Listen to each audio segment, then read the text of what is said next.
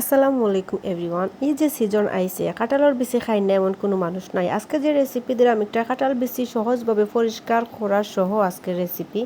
তো আপনারা দেখতে পারছেন কাঁঠাল বিচিটা আমরা প্রথমে চুলাইয়া অন্তত 2 ঘন্টা ভিজাইয়া রাখবো। ভিজাইয়া রাখার পরে একটু নরম হয়, নরম হওয়ার পরেও দেখো আমি ফাঁকার মাঝে মানে একটু গড়গড়া ফাঁকা যে একটা আছে ওটার উপরে আমি একটু গসাই লাইছি। অনেকে আসন মানে দা দিয়া চাচইন অলপ চেষ্টা পারেন, কোনো সমস্যা নাই। এরপরে আমি কিতা করছি কিন্তু হালকা সিদ্ধ দিছি। সিদ্ধ দেওয়ার কারণ হয়েছে একটাও যে তার একটা খস আছে, খসটা বাড়িয়ে যায় কি বা তরকারি খালা হয় না। আর আজকে আমি কাঁঠাল বিচিটা রান্নাম হাঁসের মাংস দিয়া, কারণ হাঁসের চামড়া প্রচুর চর্বি থাকে আর চর্বি জাতীয় মানে ইলান চামড়া দিয়া বেশ ভালো লাগে। তো যারা খাইছেন তারা অবশ্যই জানেন। ওই দেখা সুন্দর একটা কালার আসছে, অনেক সুন্দর একটা তরকারি হয়েছে।